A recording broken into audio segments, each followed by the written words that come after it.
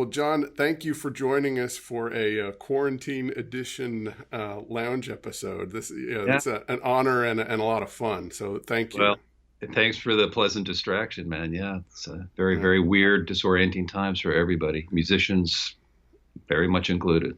especially, yeah, Yeah. Yeah. just for the loss of work and everyone's been stuck at home, and then things are kind of opening up again, and it's what's But yeah, okay, what's not yeah, okay. but not for us, unfortunately. Yeah. I don't know when we're going to get back to performing. When are people going to want to gather in crowds of 1,000 people or more in tight spaces? I don't know, man. I Yeah. don't know. Just guess.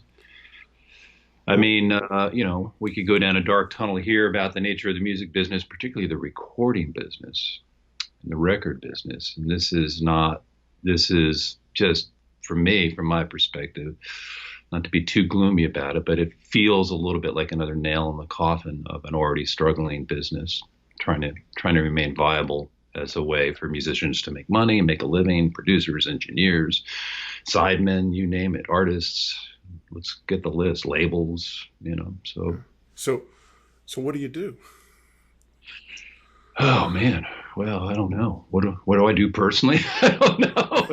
It might be a little out of my hands, I think. I don't know. I mean, I'm not sure what the answer is. I mean, artists are compelled to create art. I mean, Right. that's not going to stop. Whether artists can have viable livings on some level, creating their art, I don't know. I mean, we're survivalists by nature. Human beings want to survive, they want to thrive. I don't know about from your perspective, but from mine, pretty much as soon as the pandemic started, it really seemed like there was a lot of energy and creative energy, sort of like, okay, well, how are we going to circumvent this? How are we going to make this work? How are we going to make something viable and compelling and make art?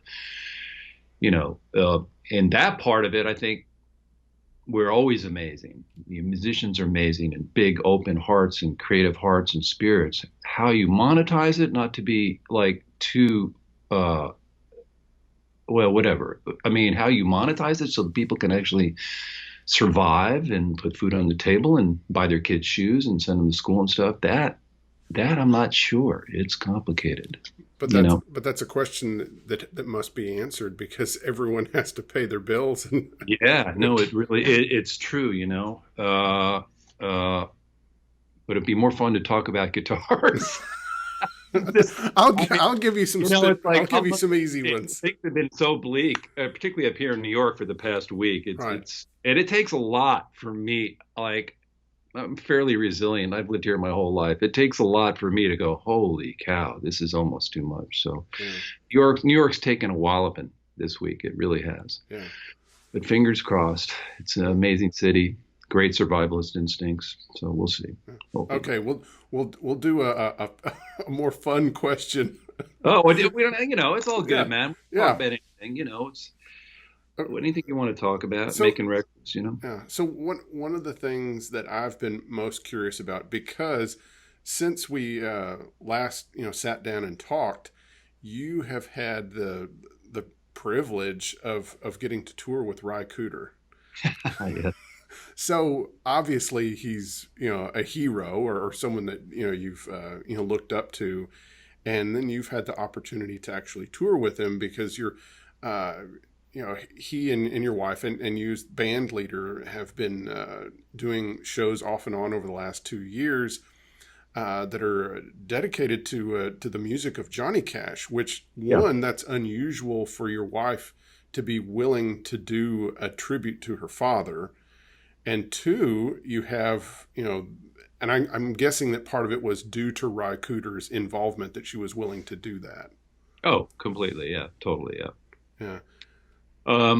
Well, I mean, there's probably a lot we could fill up the half an hour with this, but yeah, I mean, Rye is definitely has been a major influence on me. I've tried to wear the influence, hopefully in a creative way, and not, mimic him or cop licks or anything. And I mean, I've said this before. It's not. I mean, I love Rye's good. Like, I'm a guitar geek, like I'm sure all your listeners are, but it's not really about the guitar thing specifically for me. It's more about just his overwhelming sense of originality and musicality, and how he approaches music and how he dissects it and digests it and then spits it back out in his own way with his own imprint on it. But he takes this influence and that influence, like that process and the art and craft involved in that are really the thing that has inspired me more than anything else. I mean, in my own way, I hope that I've been able to do some version of that, of basically taking the things you love and your influences and how to use them without just mimicking them or, just regurgitating cliches, but sort of creating something that inhabits and honors these traditions, but sort of opens the door for slightly new ways into it or whatever. So, I mean, and, he's just, for me, he's a giant. Rye's a giant. He really is. There's a handful of musicians and artists that, for me, have had such a major imprint on me that it goes into DNA, So he's on that level. So it was really thrilling, complicated. What was complicated about it? Yeah. So it was interesting because I've got a large sort of music guitar-ish ego too, and sort of trying to fit in and support and sort of find my way in there. And so personally, I loved it. When it was good, it was really good. When it wasn't good, it was still really interesting. Sometimes it was pretty wild, but it was always interesting. So there you go. Yeah, and I'll say one more thing. Yeah, so Roseanne would never have done this had it not been sort of Rye leading the charge, and he sort of came up with the idea. And I mean, I basically said, well, if you're ever going to do anything like this is probably the guy to do it with, and probably the time to do it. So I'm glad we did it. It was fun. Yeah. Sure, how much more we're going to do, but there you go. Yeah. What did you from actually playing with Rye and being around him? What did you learn from him? What were some takeaways? It could be musically, it could be otherwise, because he seems like such and again, I've never met him, but he seems like such a lovable, get off my lawn kind of guy. Yeah. Yeah. I mean, he's a character. I mean, probably don't need to go any deeper than that. He's a character. I mean, so it is interesting. I think, his way into his expressiveness or whatever it is he's trying to get at with the guitar or as a singer or anything is really incredible. It has a kind of elusive nature. It's very intuitive. It's not kind of coming from, and I say this it's not coming from an academic or this is important to choose the right words for me here. It's a very intuitive approach. Right. And it's exhilarating when it works and to see it happen for me anyway, because, I'm such a huge fan. My tradition, because I came up this is an interesting subject about where you come up and what's happening as you come up or learning how to be a guitar player, or musician, or interact with other musicians or get organized. I've probably mentioned this even to you, like New York. There's a kind of battlefield conditions mentality and a lot of music stuff that I had to deal with coming up, which is limited time, limited space, limited money. So you had to sort of get things done. And so I was wired, and plus, being a producer now for going into my fourth decade, it's sort of like I'm a little bit wired to sort of like, what's the shortest route to organizing all these cats, literal cats and, metaphorical cats, into getting it done. And Rise is a little more elliptical, a little more elusive and beautiful. But I totally get it because I have an element of that when I make records too. Like I try to keep the first few hours of interacting with any artist or anything I'm doing creatively, even if I'm writing songs, I try to get my sort of critical, organized music editor, musical director head out of the picture and just try to capture the intuitive on semi-unconscious response to the moment to see if you can create some real feeling. Well, Ride's just full of that. It's like the real thing, man. I mean, to me, it's the real thing. It's like being, I don't want to overstate it, but it's like being with Howlin' Wolf or Muddy Waters to me, or Doc Watson, or, I'll run down a list of just people just deeply rooted, real, intuitive, brilliant, non-academic players. And I guess the only other thing I would say is that Rise framework is just not at all coming from commercial music, period. It's just not about that. It has nothing to that. Because I've had to do what I've had to do, I've always felt like I have one foot sort of in that world and one foot out of that world. So I feel like, I would never have survived in Nashville because it's completely all about commercial music. But I like the element of and the tradition of really great, soulful, deep commercial music. I don't know, it's a long-winded answer, but the experience was great. I loved it. I loved every minute. It was great. Were you again to get more on the guttural musician side of things? Were you tempted to get a Green Man? Variac looking tube preamp, or was there any of his gear that tempted you at all to check out? No, oddly enough, not. It's like I'm pretty settled in how I approach the whole thing sonically. Yeah. I mean, I definitely checked it out, and I had one pedal that I liked that I got that, oh God, my son is basically taking it. It's like, oh man, what is the name? Old Blood Noise, and I can't remember the name of it. I think it's the company, but it's sort of trying to imitate, remember the Fender oil can? Yes. Yeah. Ways, yeah. Yeah. Which at the time, it's so funny. At the time, I'm old enough that I've come up through every version of delay or reverb, right? And at the time, we all just thought like, well, this is god awful, Yeah. right? I got my Echoplex. I was like, oh, thank God. Or, a great, I still have my original deluxe reverb. The reverb's amazing.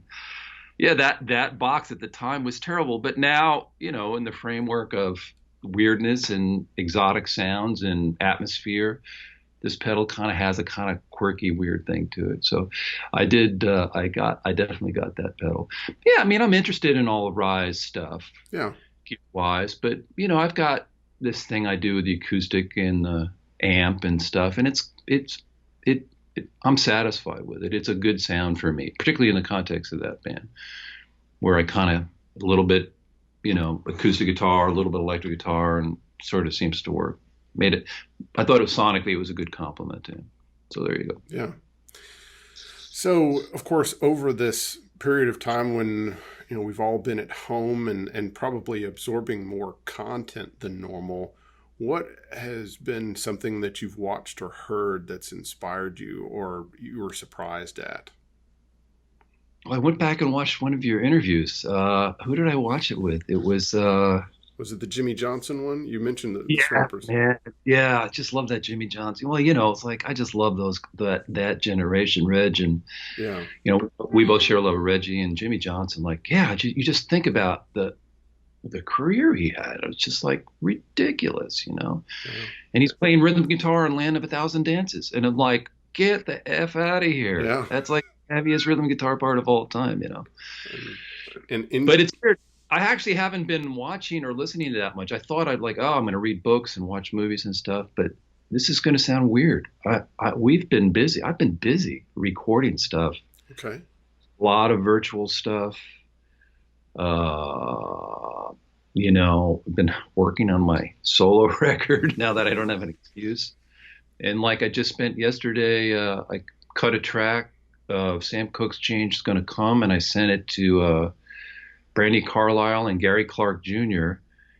And they both sang the whole song, each one of them, and then I created a duet. I think I did a halfway decent job for a virtual show that Roseanne and I are sort of working on for Carnegie Hall. And I think it's going to be really cool. I mean, it's going to be a virtual show. I don't know how many people are going to see it, but we're sort of trying to wrap it around the moment of this idea of community and protest and whatever power music may have to address ideas like that, and also address ideas of healing and anxiety and stuff. So we've got some interesting things. Rise got a thing in there, and Elvis Costello, and I did a thing with Rose, my buddy Mark Cohn. Spoke to Liz Wright yesterday. I think she's going to do one. And then I've got this track with Brandy and Gary, which is pretty cool to hear the two of them sing this song. I mean, I love that song anyway. So I've been actually kind of weirdly busy, oddly busy. That is interesting. What about being at home with your, I guess is your son home with you? He has been home, and he goes to school at University of Chicago. He just went back less than a week ago. He was, I think, tired of being with mommy and daddy. Uh, he's a big, hefty, independent, full-fledged 21-year-old. So he went back, although something tells me he might be back because my son is really, really talented musician too. I get the studio during the day, and after 7 o'clock, he's in here till like 2 in the morning. So, and he's been doing some pretty interesting things. Does he feel any of the weight of his parents or his lineage? He doesn't articulate it, but I can't help but feel there's a weight there. Yeah. I mean, this is, you've got kids and, Yeah. father and son thing. And, Yeah. yeah, I mean, I think it is. I think it is hard for him. He very, very much wants to be completely independent of us on every level musically. And what he's doing, there's a DNA aspect to it where I can hear, he and I love a lot of the same music. So, he really loves Elliott Smith as his main man, and he loves Blake Mills. Like, Jake's got pretty good taste. Yeah. But he's really he's internalized Simon and Garfunkel, and the Bridge Over Troubled Ward album was a huge record in this house, in my whole family. It's like one of my favorite records of all time. And he loves the Beatles, he loves the Beach Boys, so he has a lot of the same stuff that in him that we all love. So it comes out. Yeah. I'll go like, God, that's a weird Brian Wilson thing you're doing there. And he's like, oh, yeah, it is. I said, yeah. I'll play him like some weird mid-period Beach Boy thing where Brian is starting to do really weird stuff. And he's like, yeah, it is. So there you go. What about, there was, listening to an older Colvin record, I was reminded of, and I want to articulate this the best way. It seemed like you had a kind of Celtic influence in your playing that kind of came out more in the 90s in your single note line playing. Yeah. And like,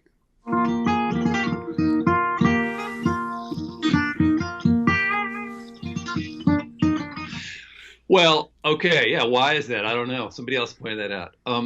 For sure, I think there's a couple of things where A, I love Celtic music. B, my grandmother was Irish, so I'm sure part of it's in my DNA.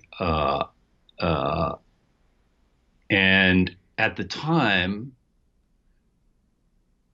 it was front and center. Both Colvin and I had a good feeling for Celtic music, and we were both really, really loved those two Paul Brady records from the 70s. Are you hip to those? Yeah. Welcome Kind Stranger, and then the other one was a duo record with Andy Irvine, I think. I forget the name of the record. But there was a handful of tracks that had bouzouki and sort of, those kind of like, all that droning.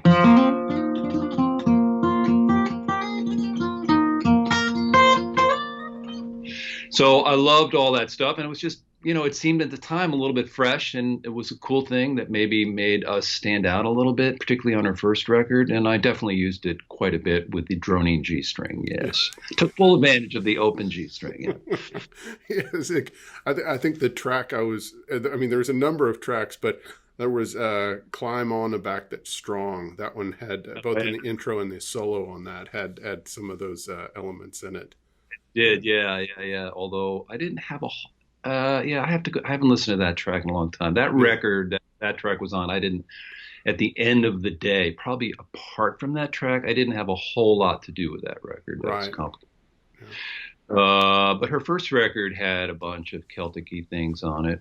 I remember even sort of pre-samplers wanting the sound of bagpipes at the fade of this song called Shotgun Down the Avalanche.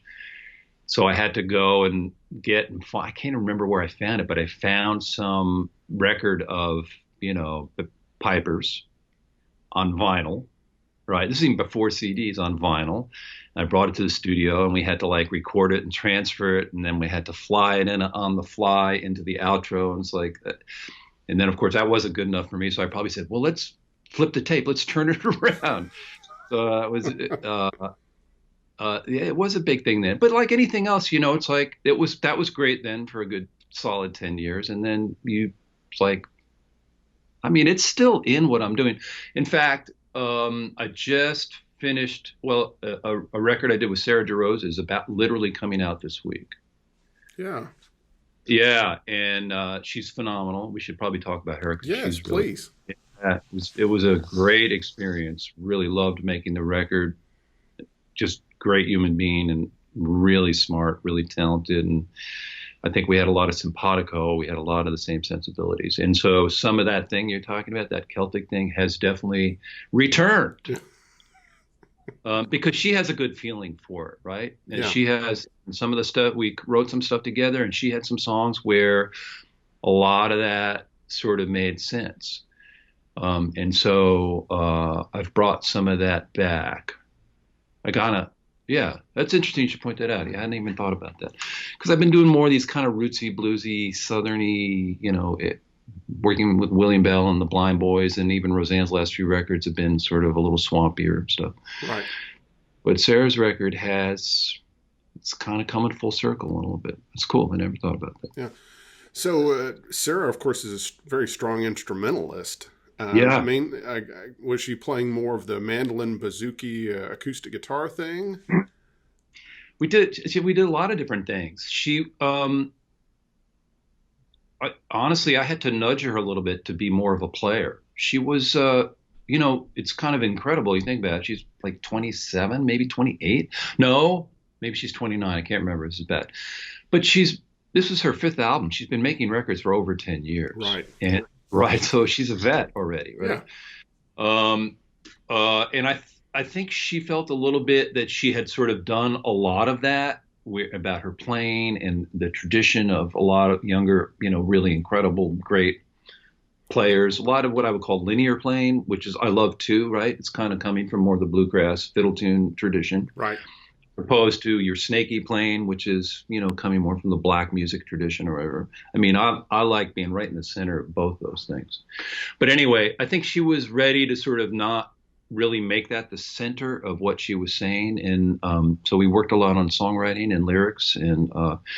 But I encouraged her to play, and she played everything. She plays beautiful mandolin, and she has a really great sounding octave mandolin. And I even forced her. I put an electric pickup. I have God, how can I show you the picture where I taped a Teisco pickup into my bouzouki that I had from, Steady On or whatever. Just taped it on with gaffer's tape. So she's playing my bouzouki through a Fender amp cranked up. So we tried all sorts of different things. Great, really fun experience. Really like the record, and honestly, I feel bad for her and a little bit for myself because I'm really proud of the record, and it's a very, very odd time to be releasing a record. So, yeah. The kind of sound hole pickup thing is something that you've kind of been a champion of, even as utilizing that on bouzouki and acoustic guitar as part of your sound. That because we talked about it at some point. We talked about the fact that you utilize that mix of sound hole pickup and kind of transducer live, and I guess you do that in the studio also, where you would record, you'd mic up and use a pickup also, or tell us about that. Yeah, I mean, it doesn't seem that radical to me, but I guess I have, people seem to notice it. So yeah, so in the studio, I never really use the transducer pickup. Right. That's a compromise for live. Right. It works live, and I've made my peace with. No, in the studio, quite often, I have a ton of different sound hole pickups, vintage ones, not so vintage ones, where if I'm playing acoustic guitar, I'll mic the acoustic guitar as I normally would and try to get a good acoustic guitar sound, but I'll send a signal to an amp, generally in another room, and mic it, and then blend it in the track. It's to me, it's a compelling sound. I like the sound. It retains sort of everything I like about acoustic guitar, but it can also give it a little more energy and interest and texture in a track that if you're using it right, feels emotional or compelling, or can have some mystery to it, or whatever it is you're trying to accomplish. I'm sure I did it on Sarah's record. I mean, I pretty much do it on every record I'm doing now. So, what are some favorite sound hole pickups? Well, it's not sexy, but the one I use live is, oh man, I can never remember that. It's the active Fishman. There's a passive Fishman and there's an active one. Passive one I don't care for at all. The active one, I've A-B'd it to a lot of modern sound hole pickups, and for me, it sounds the best through an amp. Yeah. Like, if I was to use it the way I think it's intended, i.e. playing it direct, I probably wouldn't care for it at all. In fact, I know I don't care for it. But if I use it as sort of a gateway to sort of pretending I'm playing an electric guitar, it really works for me. But I have a bunch of De-Armands. I have an old Bill Lawrence. I have a way of taking gold foil Teisco and using that. So it really depends. I'll experiment, but it's generally an old De-Armand like that you would see in a Lightning Hopkins guitar, right? Because I always like that sound a lot, actually. Or the Fishman, and generally through a blackface Fender, not too loud, but moving a little air, generally with a little bit of tremolo, so it just gives it a little energy, so it's not just sitting there linearly. Yeah, and you either pan them or you tuck it underneath, or there's lots of creative things you can do. Yeah, it works for me. Well, you still are still using those big honking picks. Yep. Can't go back now, brother. I don't know. They work. Yeah, I've tried to get most. It's funny. Most cats don't like them, but man, to me, they get. It really works for me. I don't know. And that's you're using that open tuning with the low C and the low G, correct? Yeah.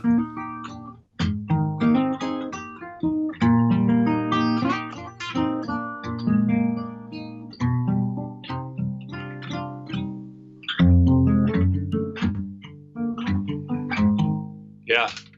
This guitar is interesting. It's like I've tried my best to never change the strings on it. So these strings at this point, I don't know, probably 4 or 5 years old. Yeah. Some guitars just sound incredible to me that way, with totally dead strings.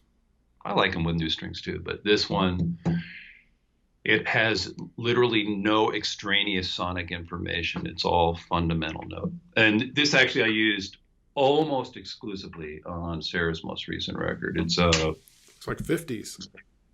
I think it's late for like 49. Oh wow.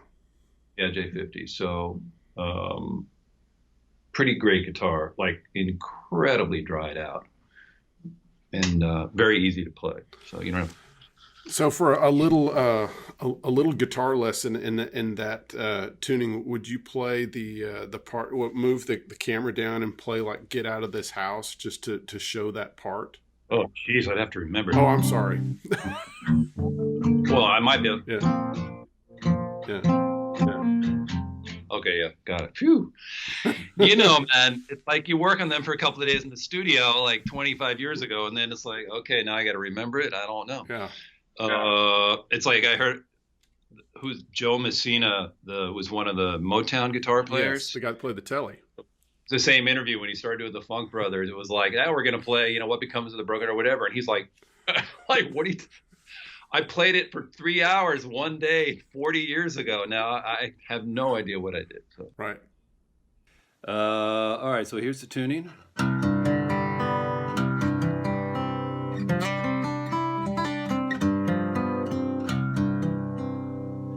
Although that's not the key of the tune. The tune actually has sort of an elusive tonal center, which I definitely dig. All right, let's see if I can remember. I think this is what I did.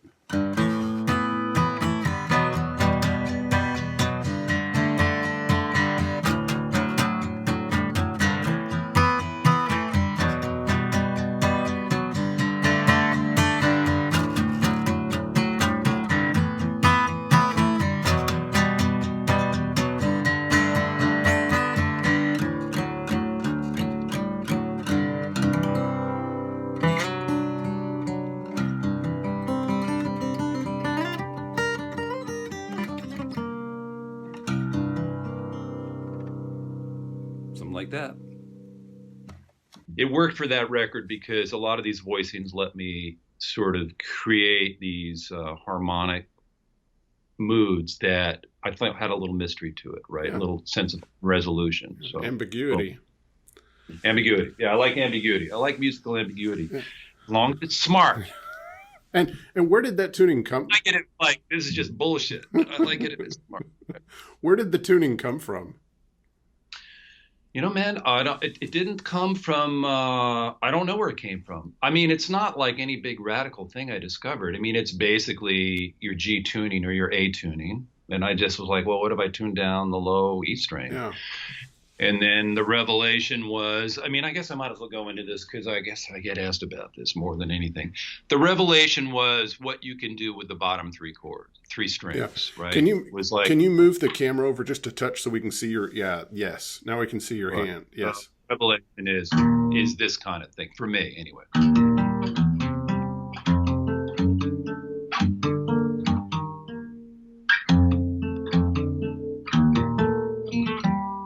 So the sound of that low and widely voiced, you know, quite often in your tonic position, it's your root, fifth, third, and then, you know, any permutation of that kind of spread voicing, it's appealing to me, you know, and particularly down low. Well, so I don't know, man. It was just really appealing to me. So I dove in, and now at this point, it's like I'm well over 25 years into it. So I'm pretty fluid. I mean, I think that's the thing that happened was like, oh, well, now I can pretty much, in the beginning, it was like, whoa, navigate chromatic changes. Like, I can't even think about that. Right. But now I can. Now I've kind of figured it out a bit. So there you go. But it's part of your voice now, and it's part of your stamp when you hear that type of playing. Whatever. Yeah, I don't know. Do I have a voice? Do I have a stamp? I don't know. I mean, I use it on record. I don't know what my stamp or voice is as a guitar player. When people think of me, I always assume they seem to just think of me as a record producer. But I'm one of you guys. I just have to tell you that, not to blow smoke at all or anything, but there was, after I interviewed you for the TRUETONE Lounge, there were guys that I had asked that weren't willing to do it until after you had been on the show. And, like who? Session guys here in town in Nashville. So I don't want to name names, but because I don't want people to know that they were didn't. Well, I was into doing it because I mean, you and I had a small little rapport at that point, which was I thought he's a nice guy and stuff, and but I don't get at. It started me having more of a thing as a guitar player. Like, I never felt like anybody was aware of my guitar playing as much as like, oh, he makes these records or this, that, and the other. Yeah. No, there's a lot of people here, I'm sure in the rest of the world too, but especially in Nashville, there are a lot of people that are very aware of your guitar playing. What have you? Well, very sweet. Yeah. What have you picked up now? Well, this is my thing I've been bragging about for years. I have a Strat for $200, and it's really friggin' good. Yeah. I mean, like, I have a complicated thing with Strats, and I pick most of them up, and I'm like, I can't make music on this. Yeah. But in the last year or 2 years, I found two Strats that I love, and I use them. I actually, honestly and truly, I've been using them quite a bit on this solo record I've been making. So, yeah, most of them get a little thin and spongy to me, but both these are fat, and they both stay in tune, and I like it. I like it a lot. They both.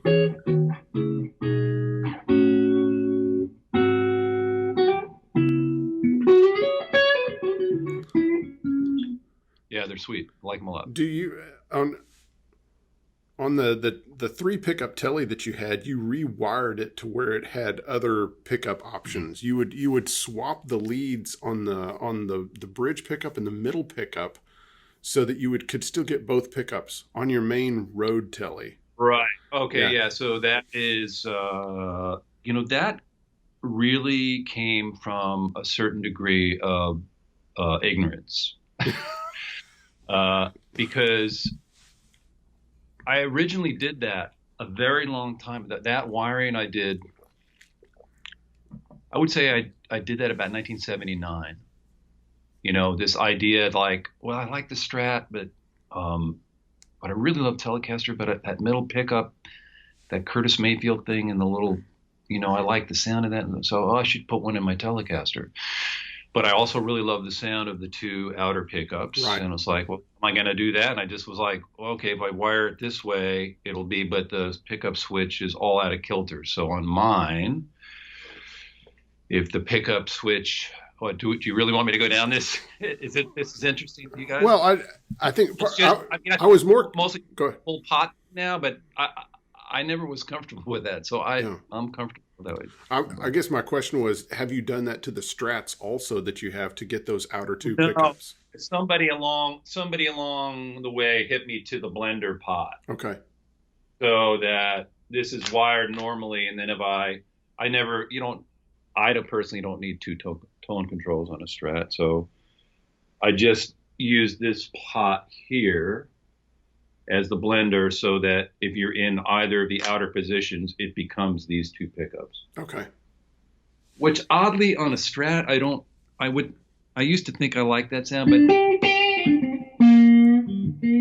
I don't actually use it as much as you would think, as much as I do on a Telecaster. I love it on a Telecaster. Yeah.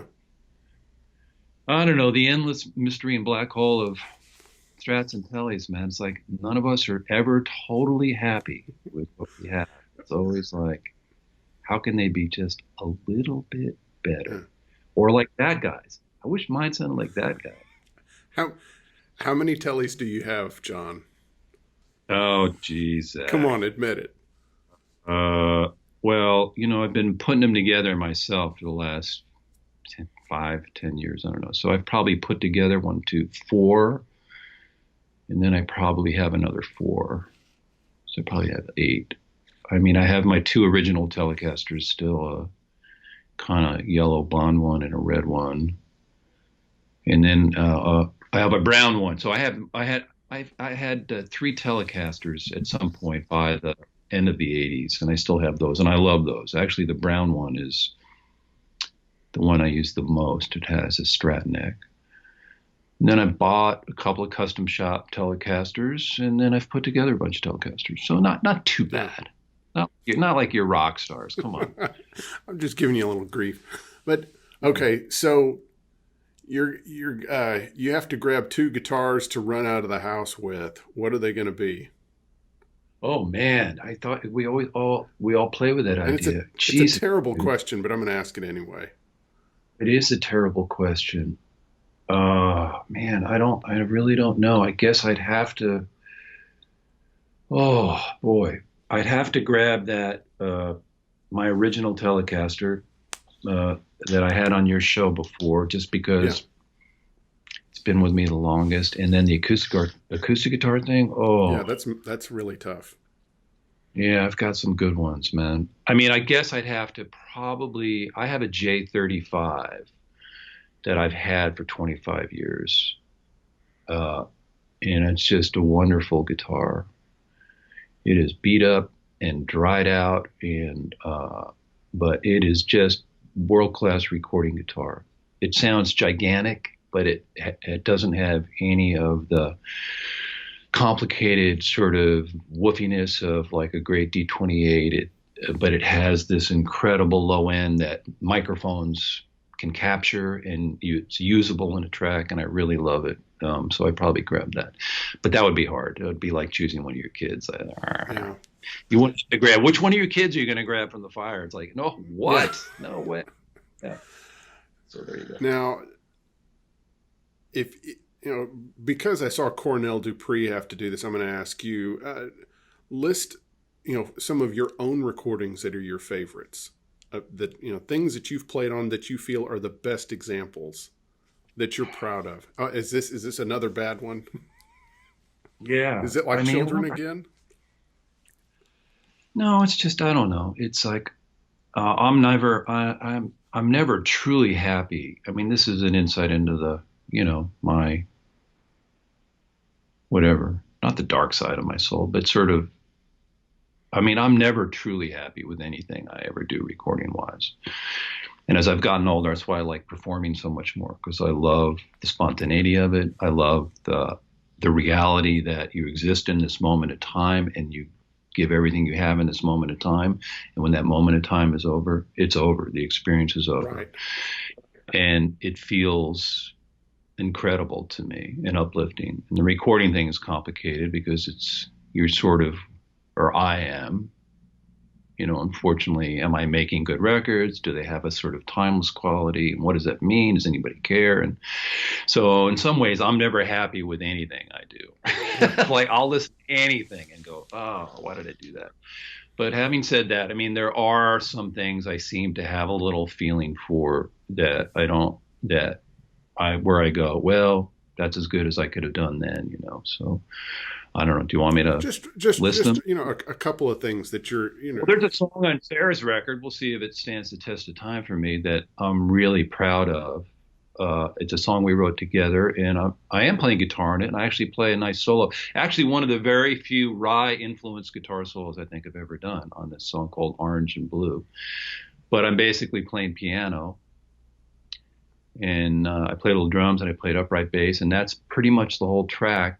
Except for the guitar solo, but Sarah wrote in a deep, beautiful lyric, and the song and the track feel really good to me. It feels like, God, we did a really good job. It felt unique and timeless at the same time, and so I'm proud of that. Hopefully, if you ask me that in 10 years, I still will be. Yeah. I like the record I did with William Bell. I feel pretty good about, things about it. I wish I would have done slightly differently maybe, but I wish I would have turned the string sections up louder. But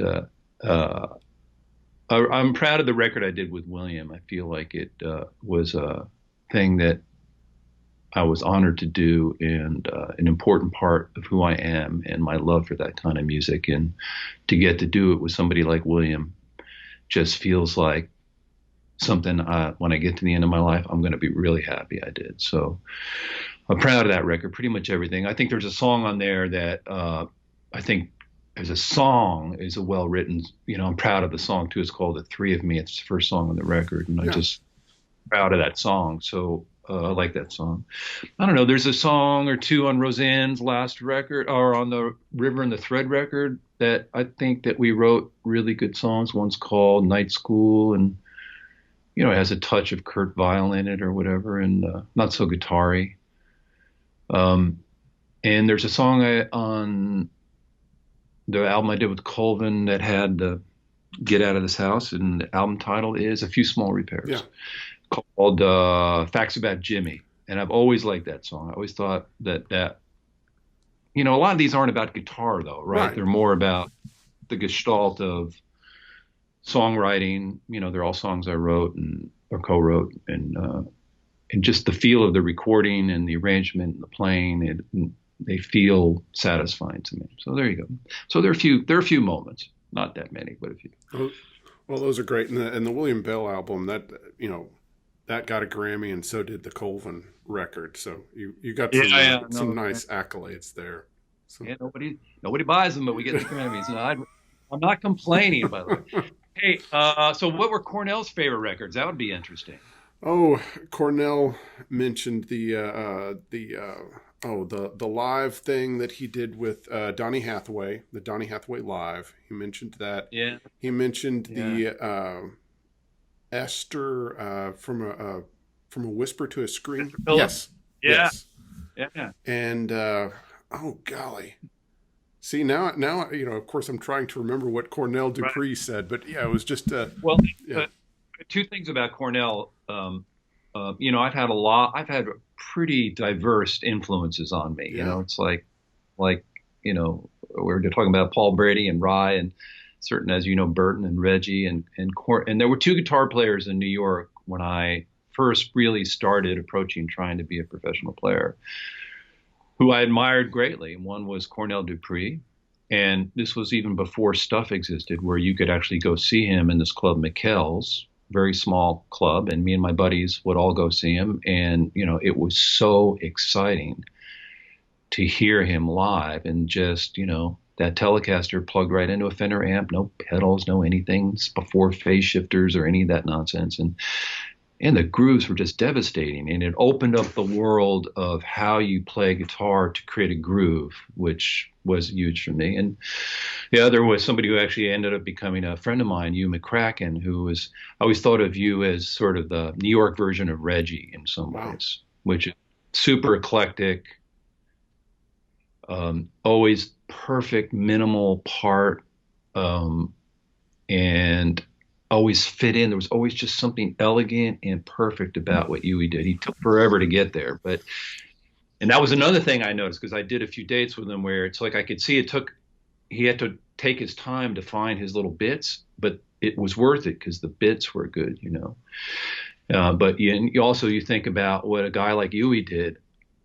He had a little bit more of an eclectic approach than Cornell, who always sounded like Cornell. But Yeah. Huey played rhythm guitar on The Thrill Is Gone, which if you haven't gone back and listened to it, listen to just the rhythm guitar. It's some greasy greatness. It really is.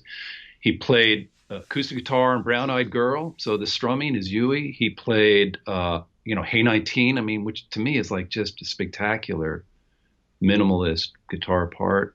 Plays brilliant R&B, Cornell Southern style rhythm guitar and Aretha's Till You Come Back to Me.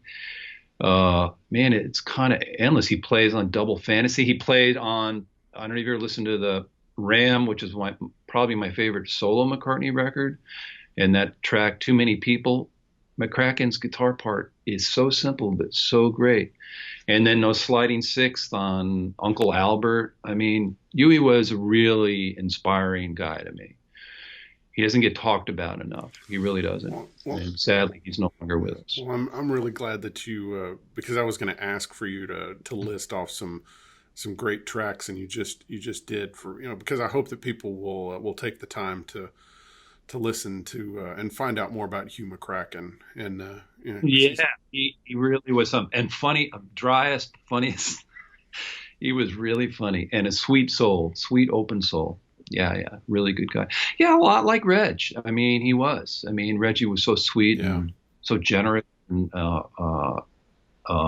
and just that ability to get in there and sort of find the perfect little bit that just will shine in the second verse when you needed something to shine. And like players like that, as much as any sort of, I mean, guitar players tend to gravitate toward the big players or the big statements or but those guys where you realize we're in the second verse and you need a little something and it can't just sit linear in the track. It's got to like come out, but it's got to also make the singer sound good and make you feel like we're moving to the next section and we're on a journey. Like those little bits had a massive, when I started making records and even before I started making records, those are the guitar players that really I internalized. Like, how do you do it? How do you come up with that perfect little 2 or 3 note thing that just slides in and just moves the thing along? It doesn't get in the way, but you kind of wait for it the next time you hear the track, So I love that. I love that stuff. Yeah, I didn't, of course I interviewed, Reggie, and it's just funny in how much a person's spirit or their attitude or their personality comes out in their playing. And just how Reggie was such a kind person and served others and just almost was kind to a fault at times, and that really came out in and he showed that kindness also to every track he played on. So yeah, man. Well, you're killing me. Yeah, it's like I wish I could have spent more time with him. Every time I was ever around him, I just loved it. I loved his spirit was infectious, was great. I felt the same way about McCracken. He was really a great guy. Cornell, I never got to know. That scene wasn't quite as open or inviting, but well, of course you've right now, of course you're in New York City, and it's a strange time. How do you feel right now about everything that's going on? Oh man, I don't know if I can sum it up. I mean, I'm a pretty stoic guy, but I have to say the last week, particularly here because of the violence, it's been unnerving. I mean, I think that we will it'll get straightened out, and we'll start to gravitate towards some sense of normalcy, what that is. But I don't know, Zach. It's a really weird time. I'll be honest, I've been in the beginning of the pandemic, I don't want to say there was a romance to it, but I could tell a lot of people, a lot of our friends, I want to choose my words right, and I'm not, but there was a kind of novelty to it where you were aware of the gravity of the situation and the anxiety and fear you had, particularly in a place like New York, but you also, particularly musicians who are just funny human beings anyway. Let's face it. I mean, I think musicians are some of the funniest people I know. You have to have a sense of humor to friggin' make it as a musician. If you don't, you're doomed. Yes. If you can't laugh and see the absurdity in endless situations that you have to deal with as a player, anything, engineer, I don't care what, probably anything but a label executive. They don't need a sense of humor, and very few of them have it. Yes. You have musicians where there was a kind of, I don't see the right word. I was like, okay, I'm going to work on my solo record, and it felt right. And I got some traction on it. But I have to say, particularly in light of the events of the last week or 10 days or whatever it's been, I haven't worked on it because I don't want to say it feels frivolous, but it's something has shifted in me. Now, I know myself well enough to know that it'll probably come back, where I'll probably come back to it and go, hey, this is it. This is what all I have, Maybe it is frivolous, but this is what, this is what it is. This is who I am, and I'll come back to it. But it has been slightly odd, I got to tell you. I think it's the fact that sometimes what you're creating can sometimes seem so insignificant compared to what's going on. And that feeling. Yeah. That feeling. Yeah. I mean, working on the Sam Cooke track with Brandy and Gary Clark felt last night in particular. I mixed it last night. I poured myself a little amber fluid, and I was like, well, this is real. Yes. I mean, this is real as anything. And I don't know who it's going to affect or what it's going to change, but if a small number of people get the feeling from it that I'm getting sitting here, there's at least going to be some sort of healing quality to it for somebody's soul, even if it's for a short period of time. And if that's the best I got right now, if that's the best we can do, or anybody can do, then that's the best we can do. Yeah. It's like, I don't know, but we'll see, brother. We'll see. I don't know. I mean, everywhere. I hope we come out of this with some more light, some better choices. Yeah. Well, I hope you will, when the time is right, I hope you will continue on your solo record, because there's so many of us that have been enjoying, following you on Instagram and seeing the playing clips, because they're a lot of fun. Even sometimes when you were playing a clip on the telly, and you were doing some Cornell Dupree type rhythm, where you were playing rhythm with your thumb and hitting some sixths and some little double stops that were just, the feel on it was really nice. And I hope that you will continue to do that, and I hope that you will finish this solo record at some point, because there are a lot of people that would like to hear it. So I hope you. Well, man, thank you. I appreciate that. That'll motivate me as much as anything. Yeah. I mean, the Instagram thing is interesting. That I'm doing it at all is kind of amazing, and that it's easy. Yeah. Just pick up a guitar and do 60 seconds of music. Yeah. And I don't actually have to make the record of it. Yeah. Yeah. Well, it's that thing I'm saying. I love the first hour of the creative act of writing or recording or coming up with a part. It's making the record, and now having to play all the damn instruments, which I'm like, oh my God, it's a lot of work. So, but no, I'm glad you like it. I like it. I like watching other people's bits. Like Rye has recently he did this amazing one. I think it's called "Are You Human?" If you haven't seen it, are you following Yes, Ryan on Instagram? Absolutely. And that bit, "Are You Human?" I just was like, I thought, well, this is some new, different, amazing stuff. And so, yeah, the Instagram thing is interesting. I mean, it's fun. It's easy for me. It's, I get to play some guitar and, bust out all these little weird influences I have. And if 20 people like it, I guess it's cool. I don't know. Well, please keep it up. All right. I really appreciate it. All All right. right. So you stay safe and Yes. sound. And I mean, I know what's going on down there because, my stepdaughter and my grandson and my buddies all down there. And it sounds like you guys are starting to open up a little bit, as I understand it. Yeah. Yeah. Another thing I did was I wrote a song with Rodney Yeah. Crowell like a few weeks ago. We wrote it virtually. He actually went in to a studio Yes.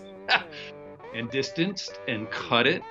He played acoustic guitar and he sang. He didn't do it to a click or anything, and he sent me the files, and then I cut a track around it, sent it back to him, and it's great. I really like it.